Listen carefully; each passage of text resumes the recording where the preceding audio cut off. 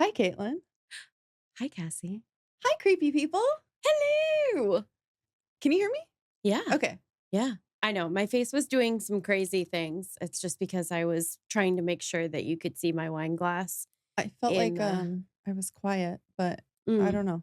I don't think I am. I think I'm fine. Nah. I'm just not used to being in studio because I've been out like the last 2 times. You've been, how you say, remote? Yes. On location? Yes. I don't know. Yes, I was on location. I was on location. In my bedroom. In my bedroom. Well, anyway, this is PNW Haunts and Homicides, where we chat about true crime, the paranormal, and all things spooky, creepy, and weird in the Pacific Northwest. That we do. We also do a tarot You reading. forgot PNW if you're nasty. I know. You can't make me say it every time. It doesn't feel real anymore. Yes, it is every time. Every time. The PNW. If you're nasty. And Okay. you are? And you are. So are we. All right, folks, you heard it here first. Cassie is the boss, and it's been decided. As she makes like full-blown crazy eyes at the camera. I love it. I love it. We also do a tarot reading at the end of every episode for a little bit of deeper insight into our topic. And today happens to be our 200th episode. It is. And if you're wondering why I'm sitting here, well, you kind of were too. We're sitting here just holding our wine glasses. Because last episode, we showed off this lovely Christmas present I got from my auntie. We got this beautiful wine bottle from my auntie. And yeah, we thought it would be a fun way to celebrate our 200th episode, you know, with our faces on a freaking wine bottle. How cool is that? Living the dream. Yeah, so we're going to try it right now to celebrate. We got to cheers. I'm still sniffing, okay? It actually smells really good. It does. Okay. Cheers, bitch. Cheers. Episode 2 freaking 100. 2 freaking 100. We've done this 200 times. More than 200 More than 200. times, Yeah, because that's just our official episodes. We have bonuses and oh my God. Been on other shows and holy shit. It's kind of hitting me now. Yeah. I know we knew it was coming, and I think we both talked about trying to plan something and what should we do, because we're like, oh, it's a milestone, and then it's just now like, whoa. Yeah. Interesting. And our anniversary is coming up in May too, so we don't want to be like too celebratory, but it deserves some celebration. Some celebration. Okay, let's try the Chardonnay. I like it. It kind of tastes like an orange wine. I take back everything I've ever said about Chardonnay.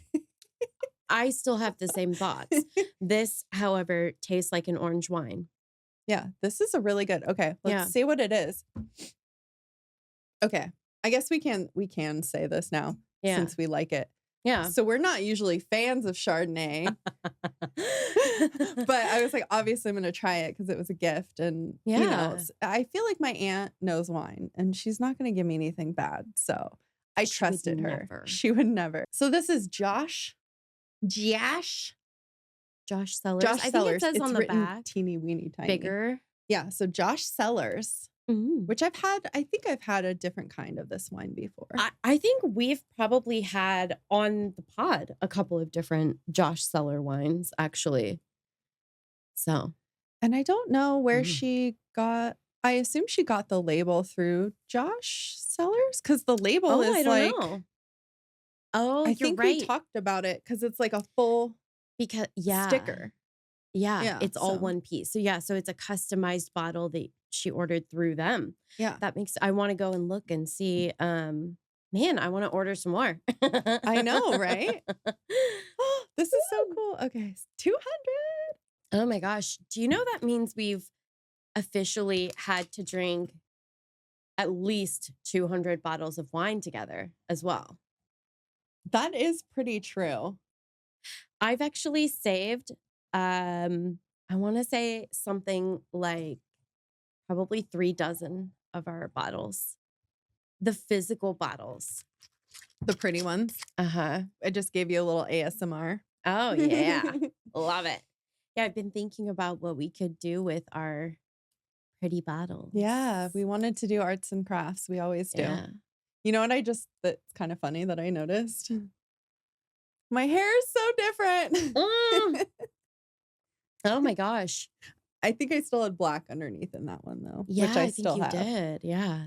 And look how very much exactly the same I have always looked. You're a little blonder though, because your wedding. You went pretty blonde for your wedding. That's true. Yeah. Although in this light, it's looking very I'm looking very like strawberry, like more of like almost like redhead. I've got a real coppery.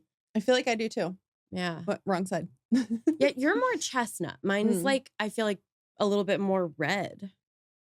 Yeah, I also feel like we got new lights in our studio. So we're just we're just nicely lit. We did debate up 200, just give it up. We're basically married to you guys, just come ugly. But we didn't. We didn't do that. I couldn't do that. I would never do that to you guys. We just went out in public earlier. Yeah. Ugly. Yeah. We were like, pretty hungry. So I don't really feel like the world needs to experience me in all of my glory. Do you think that's why that guy was not nice? Maybe. He was like, this ugly bitch. Yeah, we well, I feel like you can't just like drop that in without giving context, right? He's not listening, and if he is, whatever. Unsubscribe, okay? Listen, I feel like now we've been doing this long enough. I feel like at a certain point in our podcasting adventure, it would have felt like blasphemy to say unsubscribe. Yeah. But this guy, unsubscribe. And if you're listening, you are. This story, it can be like kind of be like, am I the asshole situation? It is kind of a am I the asshole? Yeah. We were kind of debating it at the table. We did. Yeah. That's so funny, actually. Okay. So we went to go and check in at a restaurant. We were on the wait list. They had my phone number, so I could go in, and it had like a little web link that they texted me where we can check the status of our table. And I had checked it, and as soon as I refreshed it again, after a few minutes, then we were up. We were up. Okay? Ready to go. And this is a really small restaurant on the front end, like where they have their front counter. There's not really a lobby. So there's not like just like hanging out room. So they ask you specifically to wait outside. So we walked in, and I just said, hey, we're ready. Says our table's ready. Yeah. Yay. That's the hunger. Just like it went to my head. Yeah. Yeah. I know we were starving. Yeah. Needed coffee, needed mimosas and food. Bad. Yeah. It was a serious situation. And there was a gentleman who'd been standing inside the restaurant. He hadn't been like actually speaking to anyone, and I sort of just assumed he was ignoring the wait outside rule. Right. But apparently he hadn't added himself to the list yet. And he goes, I was here first. And I was like, we're already on the wait list. Our table's ready. Yeah. I was like, I know he said it like a few times too, because it was weird. The whole situation, he was standing in a weird spot that didn't look like he was like at the counter. I wasn't really sure what he was doing. He didn't seem like he was making a move to talk to anybody. Yeah. I'm like, my table's ready. So if you want to, make small talk, we can do it at my table. Oh, wait, you're not invited. Not invited. Not invited. So that was interesting. Grumpy people. Maybe he was hungry too. Yeah, I hope he's still hungry. This is so funny too, because I've been in that situation where people have cut me. Like they cut me, and I'm just like, what? I guess whatever. I guess. Yeah. Like, and then you kind of look at the people around you, and they're like, yeah. But like, I'm not the kind of person who would ever say anything. Yeah, it has to be pretty egregious. I know there's been a couple of times where Chris will go like, he'll say something like kind of, just to be like, oh, really? I guess it's your turn. Like I've exactly. said that before. He's definitely, he's done that. And I'm a little bit more passive a lot of times. Yeah. But The waitress was like apologizing as she was seating us. She was like, "Oh, sorry about that, whatever that was." And I feel like she had to like recognize us. So she was already like starting to grab the menus and stuff too, I feel like. So the whole thing was just, it was so just weird. A grumpy old guy. Yeah. So then he's like, "Oh, I was here first and I'm going to cut you off now." Basically, he was like, so I said, we already checked in. They just messaged us that our table's ready. So not really sure what you want from me. And he was like, immediately like ignored me and gave me this like kind of weird look. And then he told her, he asked, I want to know how long the wait is. Yeah. And then end of conversation. He didn't put himself on the list. No. And I was like, what the fuck? I don't know. I don't know. Feel like it was, so I feel like that's sort of a situation where he might be more irritated that the restaurant doesn't have like a hostess. Maybe. I mean, I feel like she is the hostess, I thought. Because she wasn't, other than she was doing all of the hostess stuff. Yeah. It just seems like there's not like a designated area. It was like the counter by the kitchen. You know what I mean? So well, that's where their cash wrap is. Yeah. So I'm trying to I feel like it's not their fault that you don't understand how things work. I don't know. I felt kind of bad because I was like, I didn't mean to like, make you feel like I was cutting you off. I just, you weren't making your intentions known. And my intention was very clear. Food. Fucking feed me. All right. Well, should we get started? Yeah. Okay.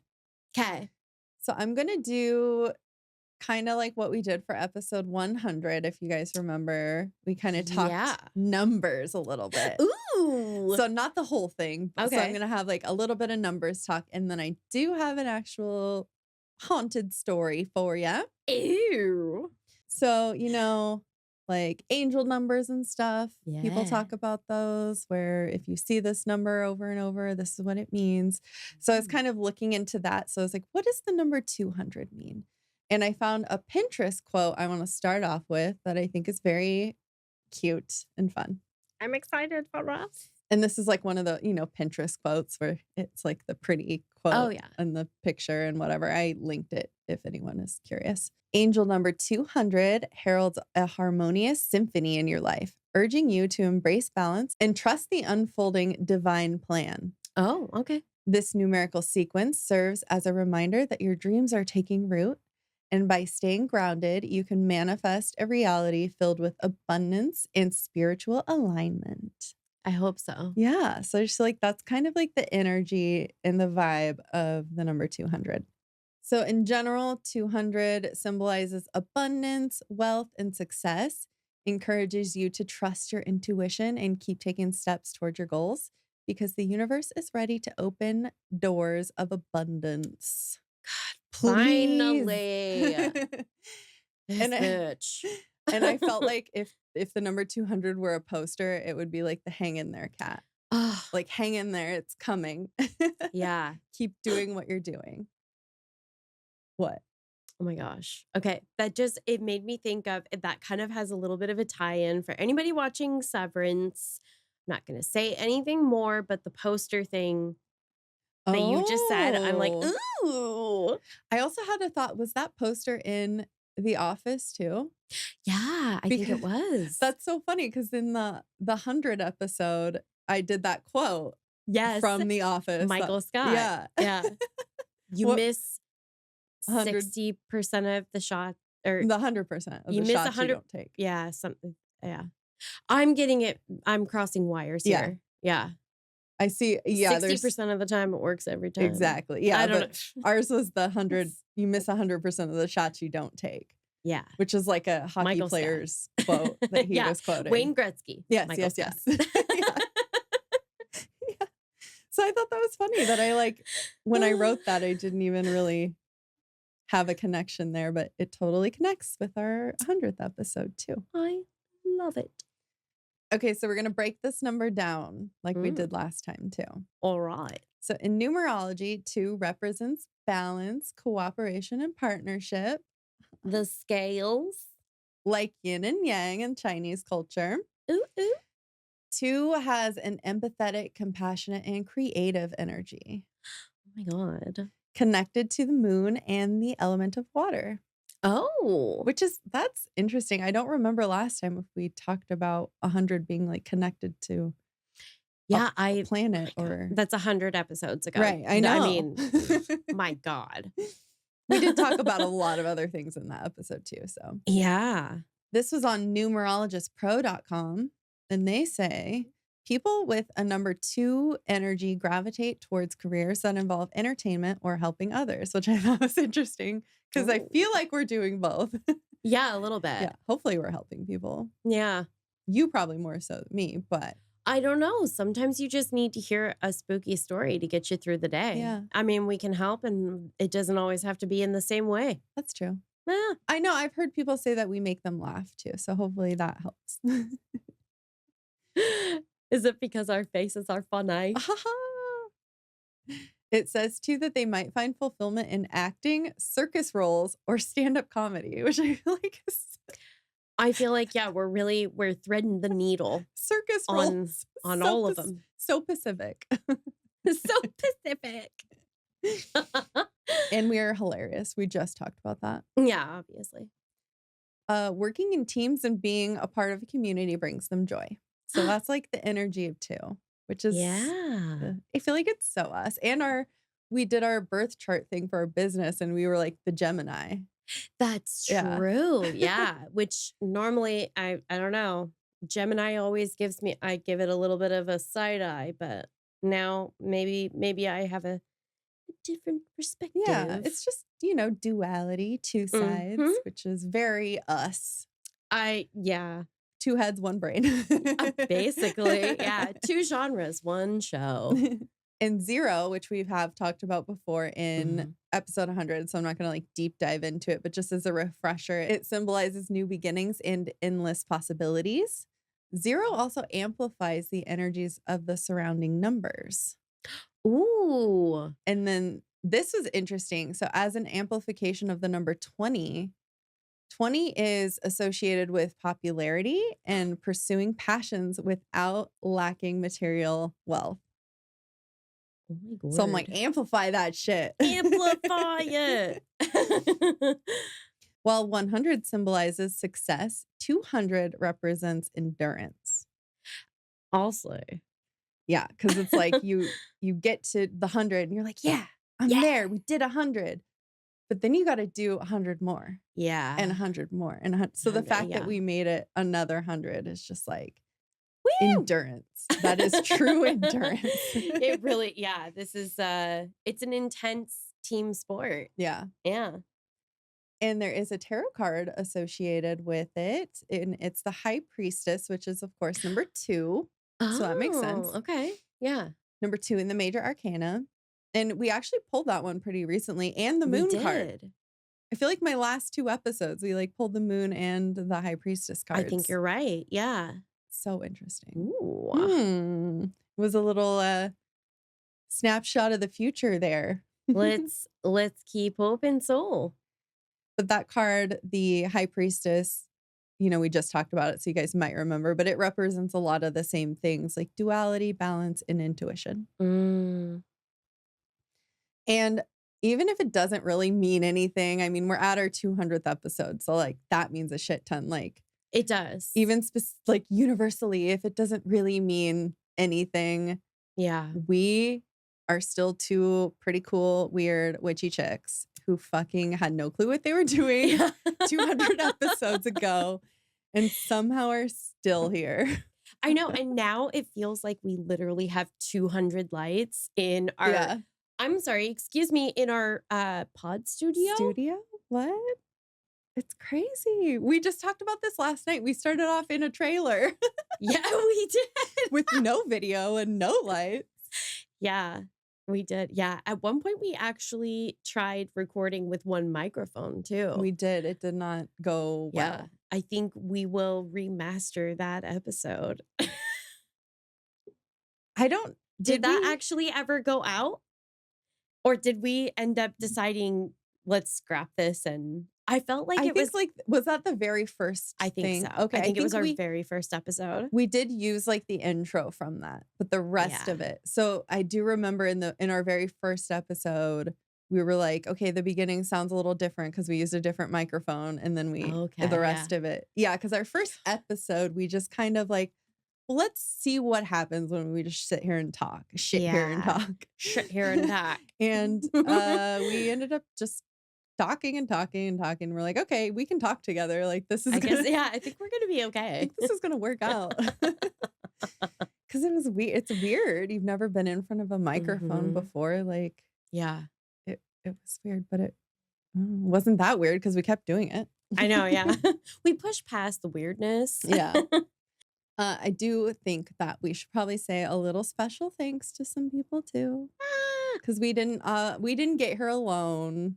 I mean, mostly alone, but not completely. So special thanks to Caitlin's husband, Chris, helping with a lot of our technological things. The lives was major help. The camera setup, like all of it. I've been thinking about that it's like, oh man, it's time for us to probably think about doing another live. And I'm like, yeah, dear God, it's so much work. I know, especially with all this new stuff. Like I know we can do it. We just need to figure it out. And it's going to be a minute. Yeah. But I really want to do like the intro, like an intro video of us walking in here, turn on Haunts and Homicide, like we talked about. Yeah. Oh, we really, that's exactly what I was thinking. We really do, just for people to really see like everything that we've put into this. I mean, I feel like we take a lot of pride in it. It's not even like, ooh, look at us, how fancy we are. It's just like, look at what we made. I know. You know, I feel like a 6-year-old who's made like noodle art for their parent, and I want you to hang it up on the fridge. Yes, hang us up on your fridge. Hang us up on your fridge. Which, if you are a part of the Patreon, we do send cards and shit. So you could have us on your fridge. You could. You totally could. Also, obviously, special thanks to Taylin, who does our social media and the videos for YouTube, and inserts a lot of really funny stuff that we were cracking up about this morning. I know. One of these days, the only way this show is going to stop is because I died laughing at something that Taylin did with like a clip, or I don't even have words. Yeah. Chris was like, it takes a lot to get like that much of a reaction out of him. Yeah, that was, So it was a laugh. It was like I was like, how do I describe that? It sounds weird to say he fully laughed out loud, but like he did. He did. And out loud. Oh my gosh. Yeah. I was looking up, that was episode 197, that there's a funny in the video. So I know there's a funny little insert of sound in the audio version if you're listening like on Spotify or whatever, but on the Patreon.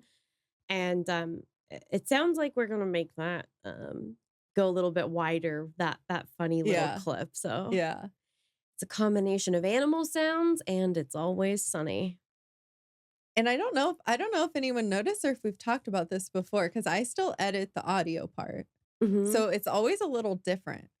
So if you've listened to the audio and you're curious and still want to watch the video, it's kind of like a different experience. It's the same story, obviously, but there's inserts, funny stuff, and she edits, she leaves things in that I take out and vice versa. Like they're just a little bit different. Yeah, I think as much as obviously we started as, you know, audio is the primary medium, there are certain things where it's like now that, you know, we have help and, you know, we're kind of expanding on platforms.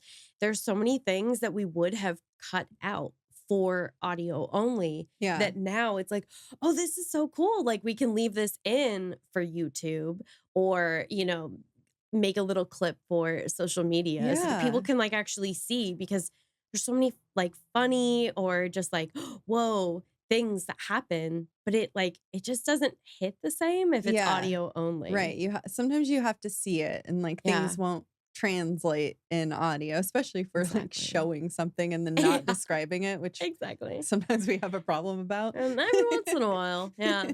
Yeah. All right. So I wanted to do a tarot poll for just our 200th episode in general.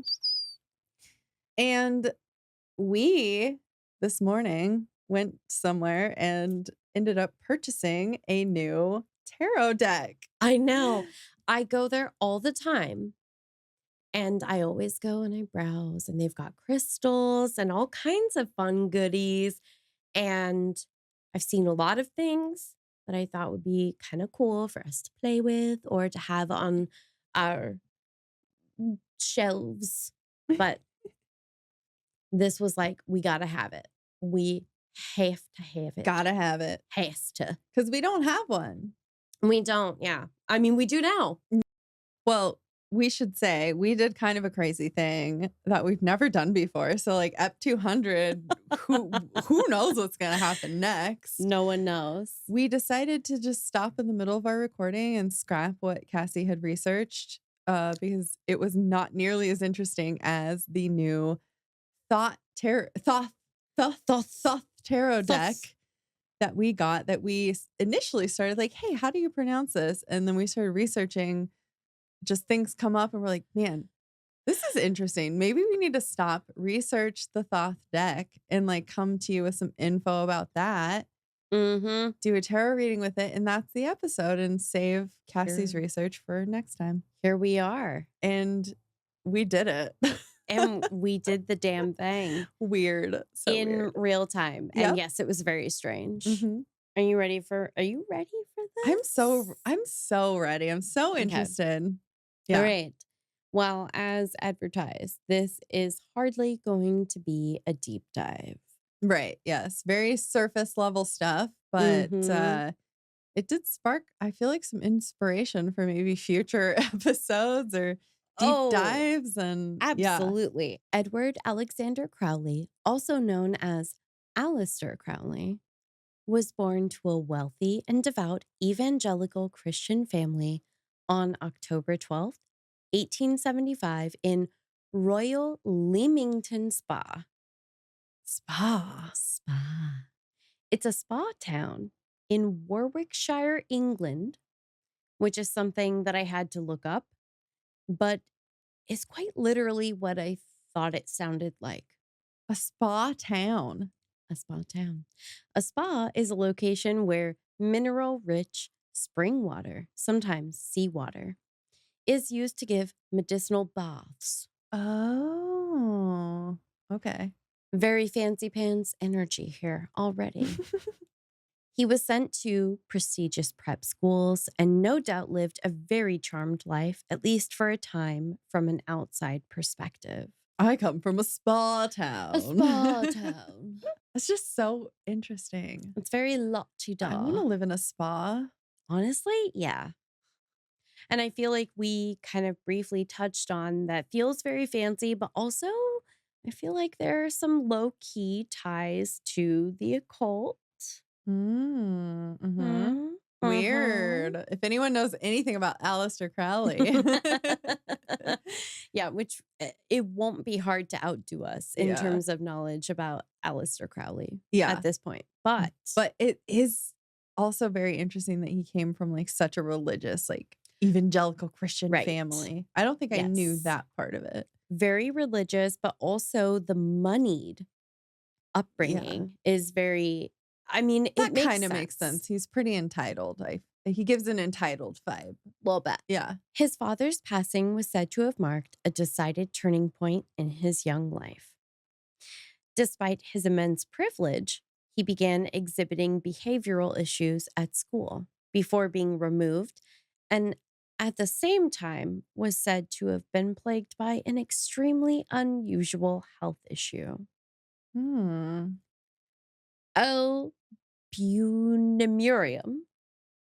I thought you were going to look that up. I intended to, but I feel like I looked at it and I said aluminium Right. because That's what I thought you were British. saying. Albuminurium is often asymptomatic, but in some cases may cause a whitish foam to appear in a sufferer's urine. Ooh. Like pee, like bubbles in his pee? Uh-huh. Like you're peeing a beer out. Right. Like you're foaming at the mouth as if one were rabid, but it at the mouth of your dick, if you will. Yum. Mm. They may even develop swelling in some of their extremities, amongst other even rarer side effects. But in other news, unrelated to what was coming out of the tip of his penis, Yeah, so let's move on. it has been said that he went against the Christian morality of his upbringing by smoking, masturbating, and having sex with sex workers from whom he would contract gonorrhea. Damn, on top of his foamy pee-pee dick? I know, which sounds like an STD in and of itself, Yeah. but it is not. I mean, that sucks that he had like some condition that. Those are tough times. Yeah, but the one he contracted, I mean, that'll happen. Yeah. You know, listen, hey, if you play the field long enough and aggressively enough, it'll find you. Right. Which Yeah. I don't think there's anything wrong with No, I think it's a natural but part of. Unfortunately, if you're not having protected sex, that's yeah. sort of that's you pay to play, And this was as it were. back in the day too, like Back not in the present, day. not present times. Correct. Yeah. Although same rules apply. Yes, wrap it before you tap it. Yeah. He did go on to receive his education from Trinity College at the University of Cambridge. Oh, where's that at? England. Yeah. Okay. A fancy place. Fancy. It was during this time that he was said to have adopted the name Aleister. So that's not his real name. Right. What was his real name again? It feels like kind of a mashup of his real name. It is Edward Alexander. So Aleister kind of feels like if you just like mushed him a little bit. But like cooler. I wonder how he came up with that, you know? Yeah. And I didn't come across so far anything that indicates like what's the genesis of this, but there might be info out there. We'll deep dive on it sometime in the future. Guaranteed. From there, he became not only a poet, novelist, and mountaineer, but additionally an English occultist and ceremonial magician. Does a ceremonial magician mean it's not like magic, right? It's like magic as we think of it, like spells and stuff. It's not like I mean magician. What am I? Magician. Right? Doesn't that mean like sleight of hand? Like unclear. I'm not prepared to provide you more information about the nature of the ceremonial magic. But ceremonial makes me think of it as like you're doing like a spell or something. Something very formal, not just like cutting a woman in half. And That's fair. Okay, yeah. I have to say that I would probably agree with that interpretation based on the facts at hand, but he was also purportedly a very accomplished chess player, at one time having considered having a go as a professional, which is, we agree, the most privileged, rich, white man career choice that one could make. Yeah. Until then, he continues to make increasingly privileged white man choices. Which he can, because he's a privileged white man. That is his privilege. Multiple biographers have pointed to a significant experience, often described as mystical in nature, that led him to recognizing his bisexuality while in Stockholm in December of 1896. Hey, get it. I get mean, it, but Aleister. Like, who hasn't, 1896 in Stockholm. Am I right? Those were the days. Yeah, I feel like we're all a little gay there. Yeah. Yeah. Maybe. Mm-hmm. I mean, in my mind, we're all a little gay all the time, everywhere, but she's like, as someone who's already a little queer, I just assume that y'all are on the same page. if you're not, I don't get it. I don't get it. While he continued his education at Cambridge, he maintained a very active sex life, primarily with female sex workers, eventually contracting syphilis. Oh, shit. Did he got gonorrhea before and now syphilis? Yeah. Dang. Yeah. Yeah. I think he would have learned the first time. I need to remind you that he is a privileged, wealthy white man. That's true. Okay. Yeah. Okay. It makes sense. Yeah. Does that help? Okay. Mm-hmm. Okay. Thank you. Despite same-sex relations being illegal at the time, he would partake and enter into a relationship with Herbert Charles Polite. Oh. I have decided it is Polite because it seems like it could be French in origin. But there's a lot of L's and a lot of T's, and that's what I've decided. Just call him Herbert Charles. Charles. Though the pair would later split, due in large part to Polite's disinterest in Western esotericism, much to Crowley's regret. Both his disinterest and then also the breakup. Aww. So a lot of regret about more than one thing. Poor Crowles. I know. What are you going to do? In 1904, he married Rose Edith Kelly, and the pair honeymooned in Egypt, where he wrote his now infamous The Book of the Law, which is not studied in law school to this day. What is it the law of? The icing on the cake was that his new book would become the basis of a new religion he went on to establish, known as Thelema, for which he was, of course, self-appointed as prophet. Of course. Who else would be prophet? Jesus? Jesus. It's interesting that you would just call it the Book of the Law. Like, why wouldn't you say the law of something? Thelema. Thelema. Like Thelema. The Book of the Law is so generic. Maybe, I don't know, maybe that's what he was going for. Like, oh, maybe someone will pick this up not knowing what it is. And because it's the Book of the Law. What law? I don't know. Not interested in sharing that with you. I wish you would just pick it up and read it and find out. You just need to be specific in your titles. I don't know. Do you? Also, it feels like it's worth noting. Finally, you've contracted conceivably almost every sexually transmitted disease on God's green earth. And now you are indeed ready to settle down with your bride. I'm ready to be committed to one person. Which I think we will learn is actually factually inaccurate. Right. But again, this is not a deep dive. I can't imagine someone who okay, I don't want to diagnose because I'm not a doctor, but it seems like he might have had like a sexual addiction. All of the prostitute, it just seems like it. I mean, it definitely seems like there's something spicy going on in that brain. Yeah. As we discussed off mic previously, as we were researching, I think there's a combination of, I think we got sort of a error 404 situation going on in certain parts of the brain here. I don't know. I can't imagine he was totally faithful, but I don't know.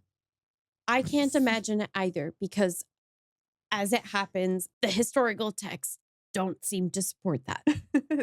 that tracks. Yeah, I'm not going to get into it right now. What I am going to tell you is that eventually Thelemite groups were established abroad as far as Australia and parts of North America. I'm interested to know how he got people on board with this. I have a lot of follow-up questions as well. It's the law. It's the law. Due in no small part to his copious intake of hashish, Aleister's life became increasingly bizarre and mystical. Notably, at this time, his inheritance was reportedly dwindling. I mean, if he's if his Listen, life drugs are expensive, y'all. Well, I was like, yeah, and if his life ambitions were like to be a chess player or like what was the other thing? I think that's I think the there was only true professional ambition that he's expressed but at this still, point. there doesn't seem to be a career making money here. Yeah. Is what I'm seeing. Yeah. A little bit. A little bit. We're gonna wrap up here. He was a complicated human that has fascinated generations, even given what have been interpreted, and fairly so, problematic and at times appropriative behavior. Just the understatement of my life. By the time World War II rolled around, he was said to have begun working to infiltrate German forces in order to assist British intelligence. So very interesting. He's also like moonlighting as a spy. Like, who gave him the? Is he just doing this on his own? Was he working for the military? Like, who gave him the okay to go do this? Unclear. Definitely a thread that I would like to pull at further. Yes, please. That is what? Yeah.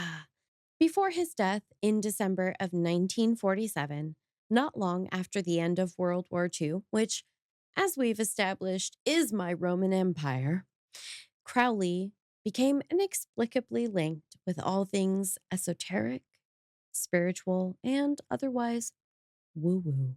Very, very associated with like occult things too. Yeah. Yeah, occult was a good word. Could have used that. Decided I You went said with it woo-woo. previously. Yeah. But I just wanted to drive home kind of the occultness of it because it's going to come up in what I'm going to talk about here in a second. That's fair. So obviously he had a hand in creating the Thoth Tarot deck. Thoth. I think we did listen to a lot of videos and a lot of pronunciations, and we found a video from a museum. It was like an Egyptian museum. Yes. And it said appeared to be the informational voice over the museum stuff said Thoth. So Thoth. That's what we're gonna go with. We've heard Thoth, we've heard Tot, we've heard Tote, and all different types. Basically, any possible phonetic pronunciation based on any language that has ever existed. There are so many iterations of this, and it is, from what I gather, hotly debated. Yeah. Didn't it say like something about we actually don't know how the Egyptians pronounce things? That is something that I came across where it does not appear that there is a consensus. I'm really interested to look into that further. Yeah. We spent a fairly exhaustive amount of time looking into that pronunciation alone. Yeah. Which is why Aleister Crowley is receiving somewhat of a deep dive, or a shallow dive, I should say, today. Yeah, that definitely inspired the need to look into all this stuff further because it's just fascinating. And I guess we should probably start off by saying Thoth is an Egyptian god. Yes. So that's like where the name comes from. And this Thoth deck was essentially the book of the law in tarot card form. So, which is kind of crazy. That is crazy. I had no idea. So we're about to do a reading with the book of the law. The book of the law. It uses the same basis as the Rider-Waite-Smith deck. Whoa. But yeah, which came first. We'll talk about that next. But this deck is more explicit and more explicit and esoteric than the Rider-Waite-Smith deck. See, and to me that those two terms seem almost conflicting because esoteric implies that it's a little bit more mystical and almost unknowable, whereas explicit is like, I think explicit in the art, like the art is explicit. Yeah, I guess explicit does have multiple meanings. Yeah. Okay. Well, I'm glad. I'm glad that you say that though, and it makes sense based on the handful of cards that we've previewed. Yeah. So I think so. There's like boobies and shit in the Yeah. So maybe they don't, maybe they do mean more straightforward because there's something a little bit later. We'll get to that. We'll get to it in a second. So I just wanted to go over. So the Rider-Waite-Smith deck was first. They created that in 1909. Okay. And Waite was the author of the interpretations, basically. And then Pamela Coleman Smith did the artwork. Yes. Rider was just the publisher. They literally had nothing to do with any of the art or the writings. They literally were just the publisher. So it's funny that their name is first. That's so wild to me. Yeah. And I know there's a lot of kind of, I don't know, there's hot takes, I guess, for lack of a better term, about, wow, some of the, the credit is unequal. Yeah. And I knew, that it was a split in terms of it was a collaborative effort to create the deck. I may have known at some point, and I've simply forgotten since, but the fact about the publisher that's wild. That's mind blowing. And it was originally just the Rider-Waite deck. Like they didn't even include Pamela Coleman Smith. That is the piece. Which is like very upsetting. Yes. And that is the piece that I know has created so much controversy around the Rider-Waite. And we're going to call it Rider-Waite-Smith, as I think I would call it Waite-Smith Rider, to be honest with you. That's what I would call it. Yeah, that is wild. Yeah. So yeah, she came up with she did all of the artwork, and then she added, I think, her little signature in all of they're all hidden on each card. And so she had a huge hand in that. But this deck was developed by members of the Order of the Golden Dawn. So they were all members of the Order of the Golden Dawn. I don't know about Rider because that was that's the publisher. Yeah, that's the We're not going to assume on that. Waite and Smith were. But also Crowley was a part of the member of the Golden Dawn for a little while, and he broke away to create his own religion. Thelema. So he broke away, created his own religion where he was the prophet. It's fine. We all should do this, I mean, the Thoth deck was created. It started being created before Aleister Crowley passed away. It was like 1938 to like early 40s. Okay. Where it was created, but it wasn't actually printed until he passed away. Interesting. So that is a long ass time. Yeah. And I feel like he was kind of working on that. My feeling was because he was like running out of money. He like needed things to sell and to do. So I feel like he was kind of working on that, but he ended up passing away working on his German spy career. Wow. That's wild. Yeah, it's kind of interesting that they still went forward and printed it after his death. And he was the one who created this religion and this tarot deck to go with his religion. And it just, But if you think about it, I mean, his estate, whatever that consists of, and then anybody else that's involved with this creative project, this is intellectual property that they still all stand to benefit in some form or fashion from. So it's like on the face of it, you're like, why did you still publish if he died?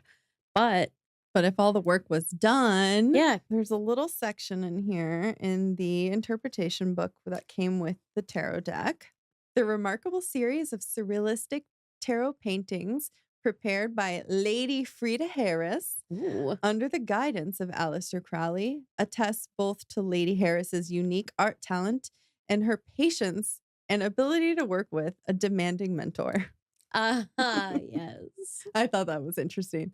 They put that in the book, which was printed after his death. So I have to imagine he did not approve of that being in there, but who knows? I mean, but also who cares?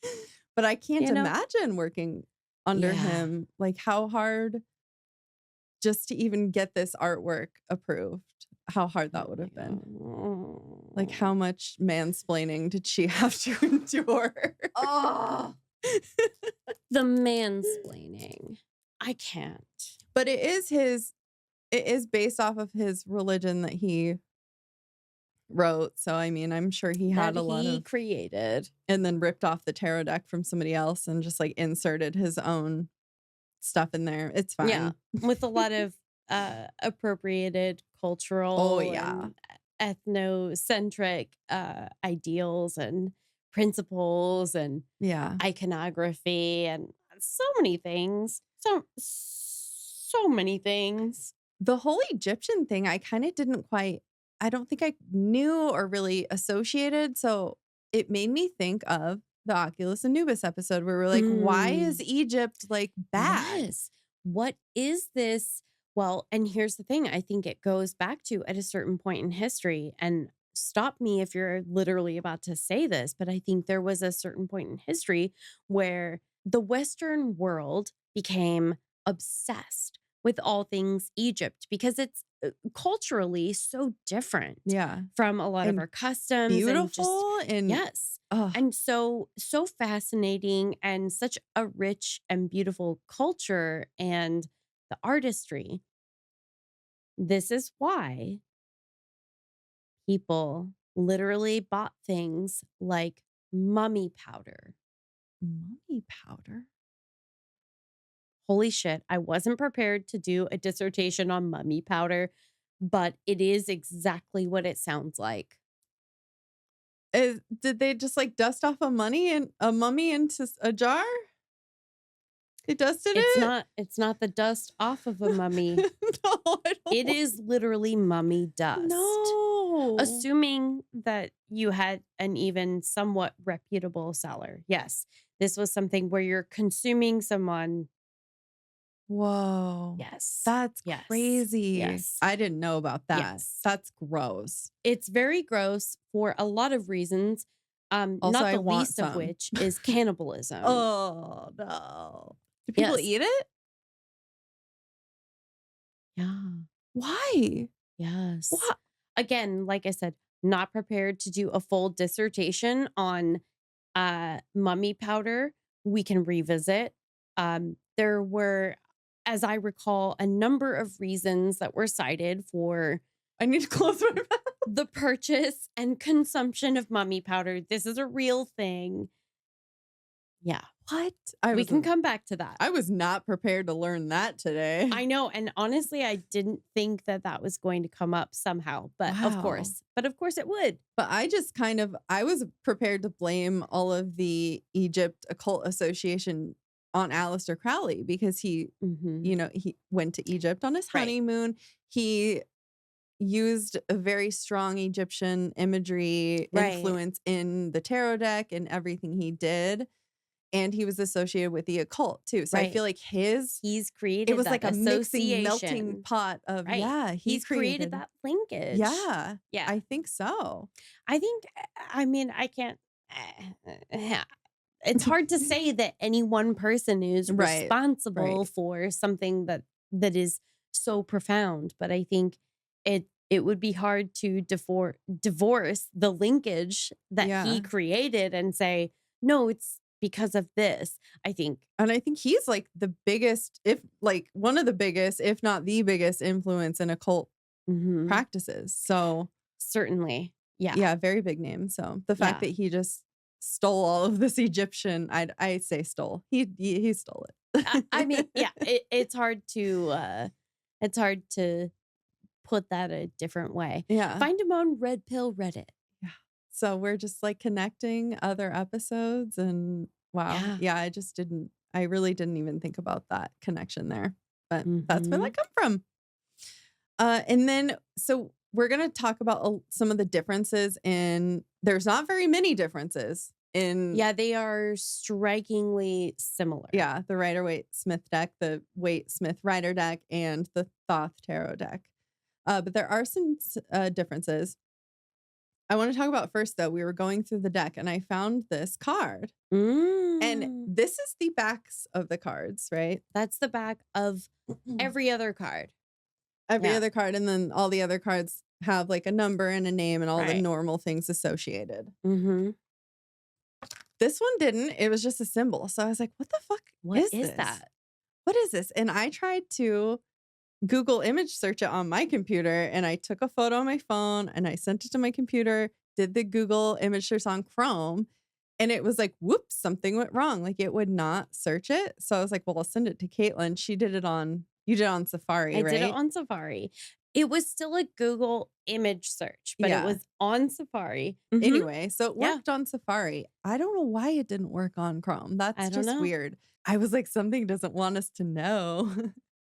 But it ended up working, and we found out that it is a 6-pointed star, like a different version of a star. It doesn't really look like a normal star. Yeah, it doesn't look like a star. Yeah, it almost seems like a star and a infinity symbol hybrid. Yeah, it's like two inverted triangles together, kind of. Almost like there's a lot of triangles, like potentially, but boop, yeah. Boop, boop, and then boop, boop, boop. Anyway, so 6-pointed star, and it originated with the Hermetic Order of the Golden Dawn. Whoa. What? So he stole something else? You don't say. So he took this and then put his 5-petal flower in the center to represent a pentagram. Interesting. Yes. And we didn't deep dive on why. I just wanted to kind of go over what that little symbol was. Maybe we'll deep dive on it at another point. But I thought that was interesting. Like, I was like, what is this thing? And it was just... I know. It's very strange. Yeah. And to be honest, I think sometimes, especially with something that's like occult or esoteric like this, the iconography, like the imagery of it can be really illuminating. Yeah.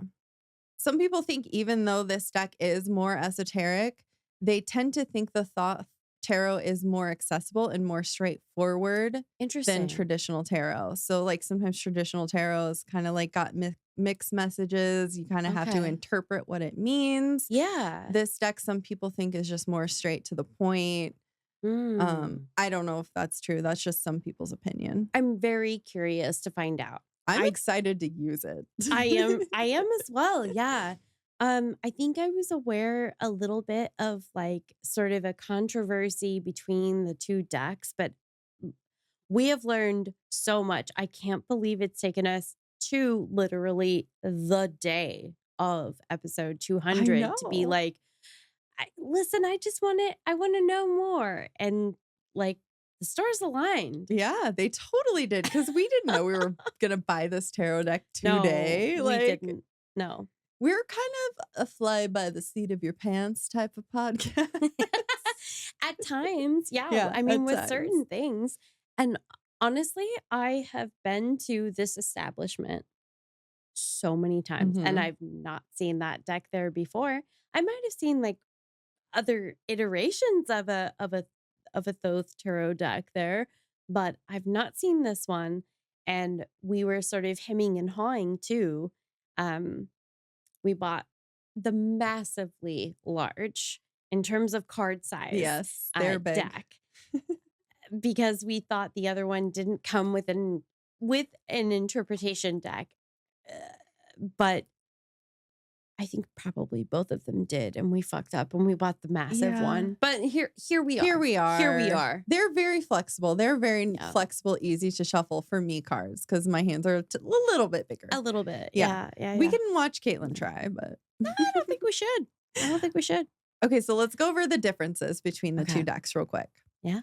So in the Waite Smith Rider deck. Look at you. I see your wheels turning about this, and I know I respect it.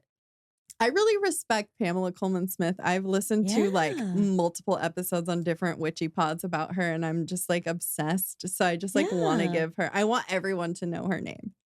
I love that. That's why I went and wrote out her entire name, and then I was like, oh fuck, what was Waite's name? Who's the other guy?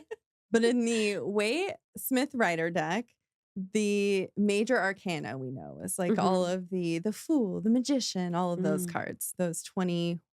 I think it's 21. 20? I think it's 20. 22. Oh, it is 22. Okay. So that's what we normally know all of the 22 cards as. In this deck, they're called trump cards. Okay, and I've heard this before. This is a term I'm familiar with. I've heard it before, I think I associated it with like poker or something. Right. Like regular playing cards. Yeah. And I don't know if you heard me in my research earlier. I was like, ew. Yeah. That's It's why. a definite ew. That's why. Because I was writing, ew, they're called trump cards. Yeah. Gross. That didn't age well. Here we are. Yeah. Wow. I feel like Aleister Crowley would definitely wear a MAGA hat. I don't know. I feel like he's a little too dignified. Do you think? You know, it's a coin toss. I don't know. It's He a gives coin me toss. MAGA vibes, but is it MAGA? No one cares. I don't care. No, I mean, I think as someone who decided in the early 1900s to live out loud as a bisexual man, I guess that's true. I do have a little bit of a harder time believing that he would be a Trump bumper, but I could be wrong. But there's a lot of misogyny in his beliefs and practices in life. And that's true. Yeah. That's true. Listen, sometimes there's enough hate to go around, unfortunately. Yeah. So I don't know. I guess we can't say. No. He's not alive, so Not conclusively. Yeah.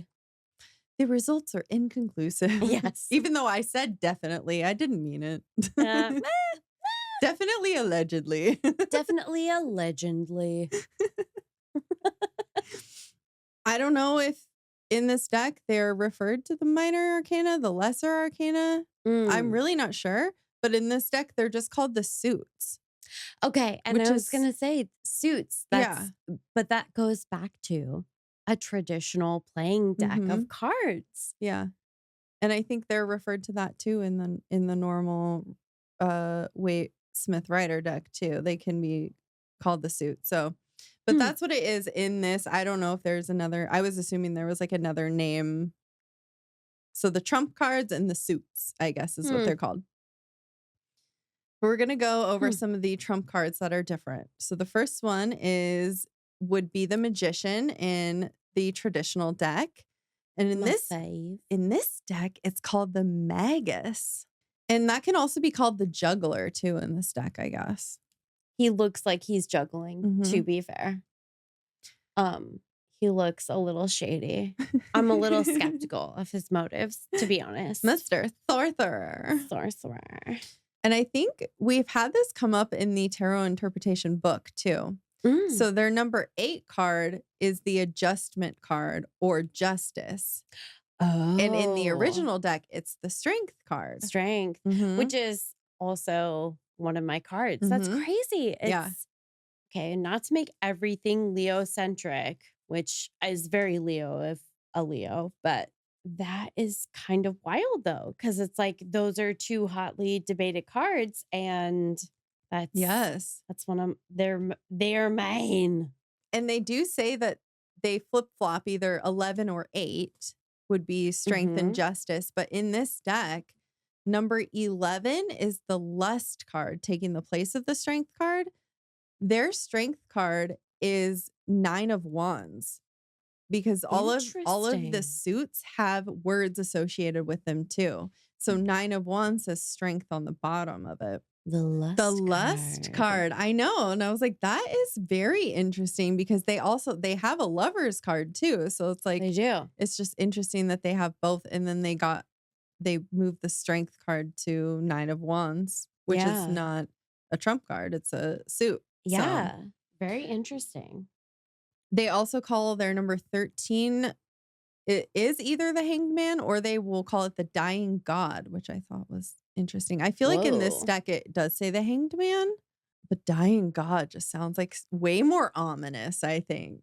Because Hanged Man isn't like a dying man. It's like, it's all about a different perspective and like seeing things from a different perspective. So there are so many of these cards that are different.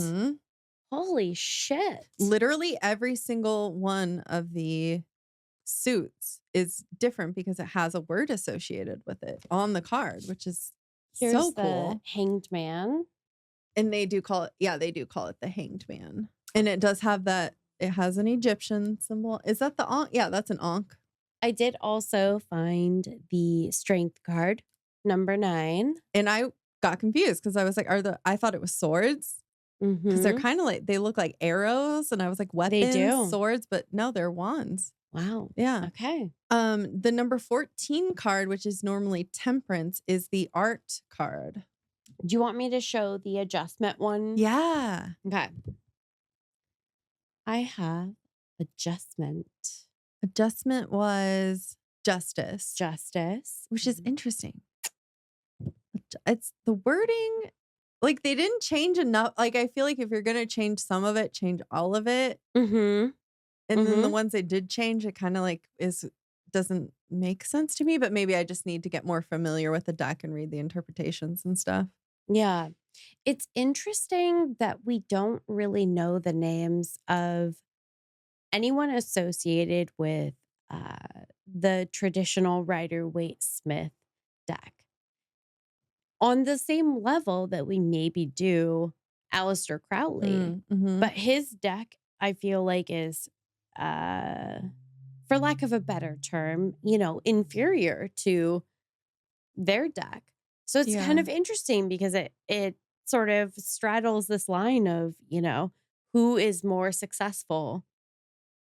The person that comes out as being sort of this representative character, or the people who created, sort of for lack of a better term, product that people remember and use to this day. Yeah.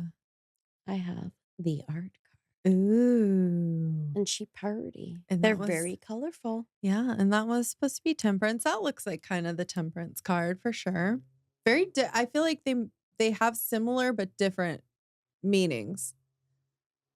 Yeah. That literally sounded so dumb. Well, things can be similar, but ultimately leave you with Yeah. a different Yeah. impression. I feel like that's valid. The 16 is the Tower card, and then in this deck it's sometimes known as the House of God, which is interesting because it's like the Tower card is like burning, crumbling, things Mhm.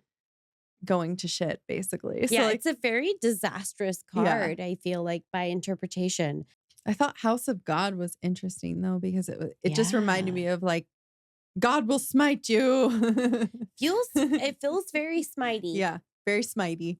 20 is normally judgment, but in this deck it's the Aeon or Angel. I think in ours it Okay. says the Aeon. Eon? Aeon. I'm not sure on the pronunciation. I'm not trying to convert, so I say Aeon. I don't know because my dog Aeon. was Shay and her was SHAE. So I'm like Shay, Aeon, Mhm. Aeon. I feel like that's exactly where my head goes to as well. Okay, now this is really interesting because there's a very clear, this is borrowing, I think, from potentially multiple cultures, but it feels like this is certainly taking from Hinduism. Yes, there was a lot of Indian. It's Indian, right? There was a lot of Indian influence as well. Typically, I mean, Yeah. it's other Southeast Asian cultures, I believe, as well, Okay. but it's primarily Indian. That's the ethno association. Yeah, he I did think. take, it was like mostly Egyptian, some Indian, and then a lot of other cultures as Yeah. well. So there's like a really mixed bag in here. That's the Yeah. Aeon? Aeon card? Aeon. Yeah. But I do know, and didn't necessarily include it in my section, but he was at one point trying to learn Arabic. And Okay. I'm not certain, but this Not an easy actually, language to learn. no, not at all. My ex-husband tried to get me to learn it because he was learning it in the military, and It's a lot. I have no idea. It was hard. Yeah. This almost looks like it could be an Arabic character. I'm not familiar enough with the language to They say. have every card has a Hebrew symbol on it. So it might be a Hebrew symbol. I read somewhere that a lot, like every card has a Hebrew symbol associated with and that's not uncommon. And I'm also not fully versed in Hebrew, but the line between what's Arabic versus Hebrew, of course, I think probably I don't need to explain that that's a very thin line. Right. Yeah. I'm not sure. But I have 3 more little things. So Okay. number 21 is normally the world card. And in this one, this is the one I do like. In this, they call it the universe. Okay. And I did like come that across it. because you know me and the universe. The universe. Yeah. I just love. It's a powerful place. Yeah. Because the world is like, it's just so small. The universe is the whole universe, man. It does seem like very us-centric. Yeah. Oh, she is. It's so pretty. I like that one.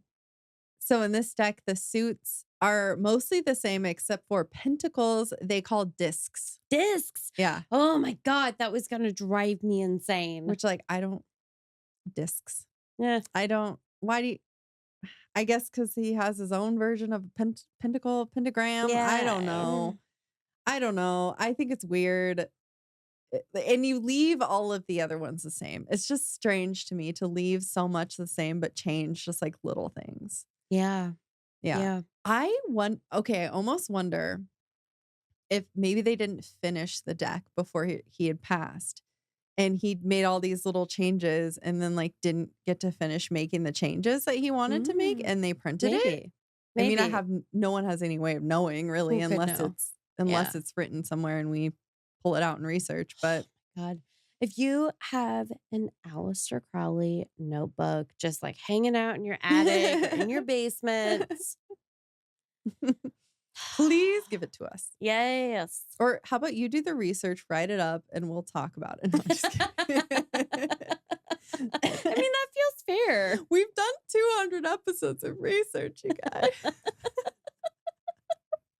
And then one last thing. In the traditional deck, it's like the knight, page, king, queen, and king. Mm-hmm. In this deck, it's knight, queen, prince, and princess. Yes. That was very interesting. There's no king, which is okay, bye. Was the misogynist stuff real? It makes me question. Does make you wonder a little bit. I think I have to say, I feel like in practice, it was still there. I feel like in practice, it was still there, but unfortunately. It's weird because I was wait. Because I originally thought when I saw Prince and Princess that it was replacing the knight and the page, because the page is kind of like a more feminine, younger figure. Yeah. But then I was like, no, there's no king. There's a knight, a queen, a prince, and a princess. I think it's weird. I don't know. I guess when we go through the interpretations, maybe it'll make sense. But I was going to say, I wouldn't label it as weird. I would say it might be peculiar. I just think, there are societies and entire cultures that have operated as matriarchies. Right. I mean, I personally don't need a king. I'm cool with it. I'm good. Think from what I know, what I think I know, it just didn't quite make sense with that. So that was interesting.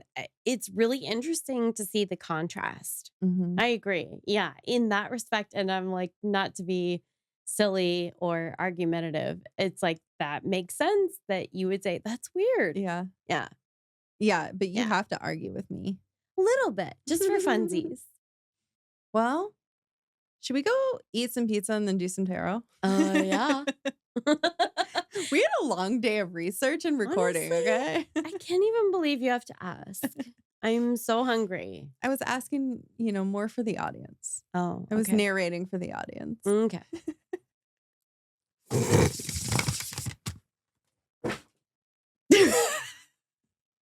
Huh. Well, how Cassie dropped them all. Interesting. But there happens to be, this is interesting because there's one up and I'm going to take a picture of it. Everyone's seeing it. Okay. We're going to add this because I feel like that might be the card. Could be. Because there's one just up. It's kind of cute, actually. Like you said, it's been a 10-hour day. There's just one up. Oh. Isn't that cool? What is that? Okay, so it's 8 of Cups. Indolence? I don't know. Indolence. Indolence? What kind of word is indolence? Well, this book will not have it because that is unique to the Thoth. I figured we could look it up in the little book and maybe Google it if we need to, because I don't. Because I don't know if the interpretations are that long. Okay. Indolence. It says hod in the suit of water. I don't know what hod means. The lotuses droop. The cups are shallow and old and are arranged in 3 rows. The upper row is empty. That's interesting because I feel like in this little pyramid is like a lotus, right? But it is still the 8 of Cups, so we can read the other book. It just has that extra little word on it. The power is now spent. The water is turned to slime. The flowers droop. The cups are broken. What does this mean? Is that in the reverse, maybe? This book is confusing. Okay, so not exactly explicit. No, not at all. I had no idea like what this interpretation book was really going to say, but it didn't say a whole lot. And it does equate to the 8 of Cups. It says it's a dark card where the cups are broken and have small, unstable bases. Wow. Okay. The top row of cups are empty. The middle cups are filled with water from diseased lotuses. Wow. The center bottom cup is empty. Okay. What does this mean? I'm so intrigued. So indolence, the definition, it equates to laziness, inactivity, dislike of work, lethargic, and sluggish are all words that describe it. I feel like we're so opposite of that, though. Yeah. That's very interesting. Huh. Do you think this wasn't our card? I mean, it did just sort of jump out. Yeah, it was very weird how that happened. Like, I want more. I need more info. Yeah, I think we are going to have to look for an interpretation book. Well, look in the book. Yeah, that's fair. We can look at the 8 of Cups and because that's all we have for now. Yeah. I kind of feel like this might sound crazy.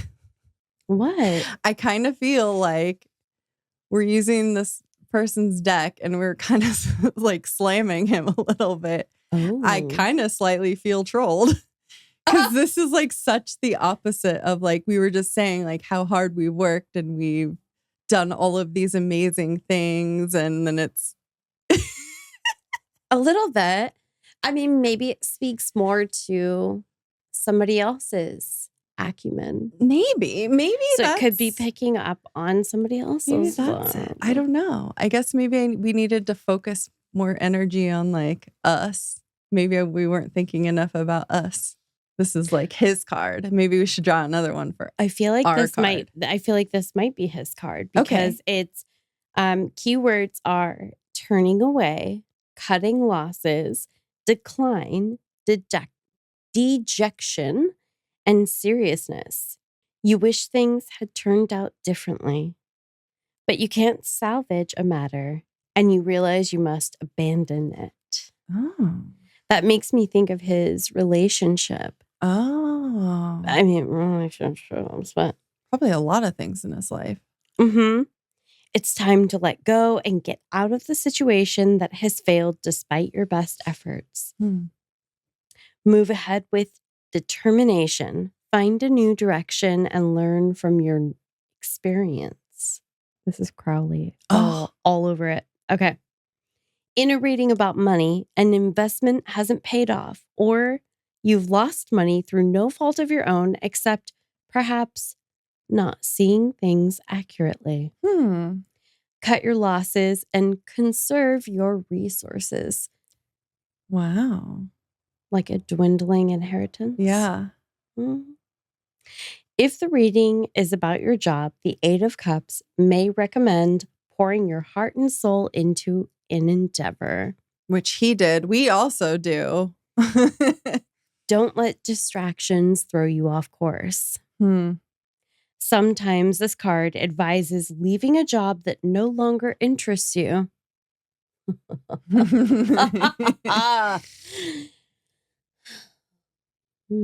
Oh, that I could. In a reading about love, this card can mean ending a relationship that's lost its spark. Conversely, it may show you getting serious about a partnership, giving it your all. So he lost one partner, but then he got married to someone else. Literally, the next sentence, you're no longer interested in casual flings. Oh, wow. Okay. We definitely talked about that. When you most feel like holding on to something, it is usually the best time to let go. That's our extra excerpt from David Cameron Gikondi, A Happy Pocket Full of Money.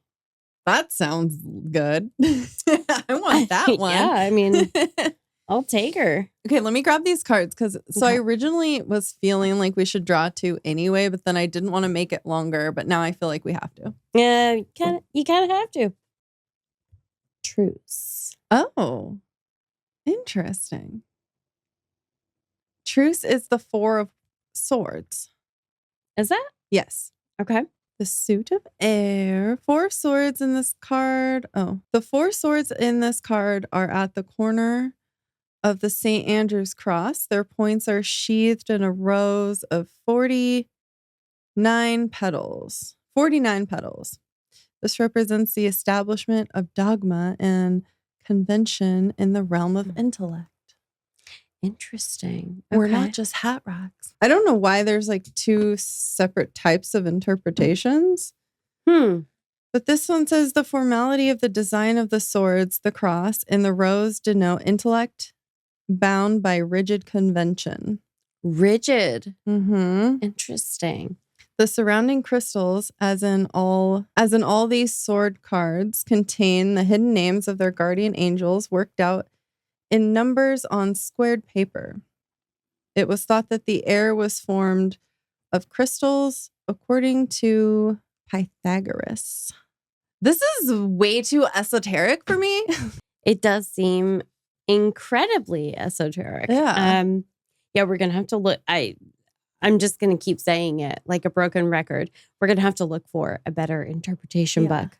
It did make me think though of like it's like us too, and then Chris and Taylin, who also like are big parts in helping with the podcast. So it's like 4 people. Yeah. The 4 feels, that's true. Okay. Interesting that you say that. Keywords: rest, recuperation, retreat, solitude, introspection, and recovery. 4s symbolize stability. This card represents withdrawing and resting in order to get your bearings after a time of trouble. Some decks show a knight lying down, recuperating after an inner or outer battle. Oh. So when do we get to rest and relax and recuperate? In April, the 4th month. That's true. We are doing a little, not staycation, but like. It'll be 4 of us too. Oh, yeah. Interesting. Ooh. Weird. Just saying, we literally booked that today. Yeah, we did. Often this card means you've been through a period of difficulty, and now you feel the need for introspection and solitude. You're examining what you've experienced, trying to understand what it all means so you can plan for your future. This is the calm after the storm card. Sometimes it shows you're starting to recover after physical illness or injury. Weird. In a reading about money, the upright 4 urges caution and discrimination. Maybe you need to separate yourself from a financial issue. This card can also suggest you feel overwhelmed by financial burdens and need a rest. I mean, that's kind of true. Don't we all? If the reading is about your job, you probably feel burned out at work and need a vacation. Yeah. Things people have said to my face. I feel also like as much as I like love the podcast, like love it, wouldn't change a thing. We made it to 200, very celebratory, but I am burnt out.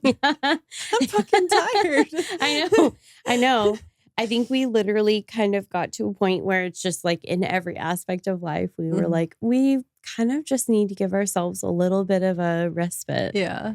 After a period of stress, confusion, or difficulty, or maybe all three, you may be sorting things out, clearing your head, and regaining your strength. In a reading about love, the upright 4 can mean carving out some time for yourself. I feel like we definitely need to do that. Challenges in a relationship may have left you feeling drained or discouraged. Look within to discover your true needs and how you need to restore balance, or how you can restore balance. Wow. Okay, that was a Freudian slip. In Introduction to Tarot, Susan Leavitt writes, unfortunately, the mind is too often filled with worry, doubt, and fear. Or the mind absorbs information that has little to do with the soul's inner workings. To counteract this, she recommends meditation, yoga, deep breathing, chanting, prayer, long walks, and baths. Aww. Baths. Soaking. We're going to do that. The spa. This reminded me, though, of the beginning where I was saying like 200 represented like endurance. And then it also said like trust and like hang in there, basically. Like you've worked really hard, hang in there, like things are coming, but maybe also take some time for yourself and don't totally burn out on it. Yeah. It's hard to know when you're striking the right balance. I know. Especially because we want this to work so bad. Yeah. So, well, I think we're done. I think that's that. You know what's interesting too? We got an 8 and a 4. And you know what 8 divided by 4 is? 2.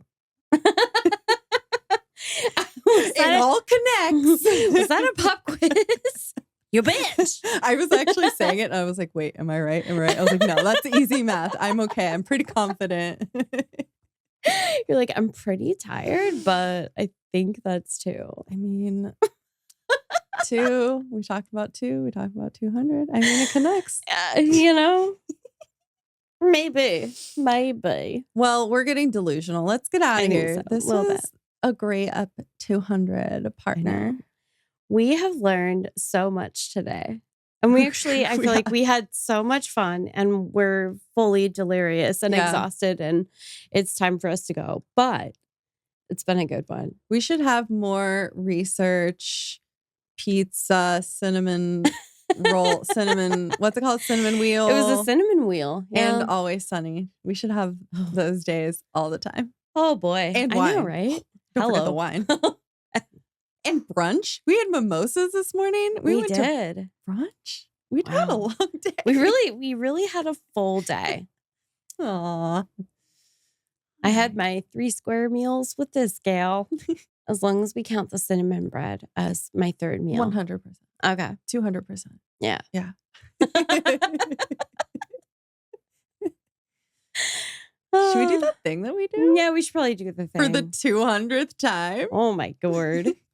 Have a creepy ass day. We will see you next Tuesday. We're not going anywhere. Yeah, seriously. We don't even know what to do with ourselves. So I can't even imagine a life without doing this. So what would I do? Literally, Thanks for listening for 200 episodes. We're going to go before we start crying. She doesn't have any tears. It's not true. I just re-wetted my eyes. Onion. I'm not Dennis. Onion.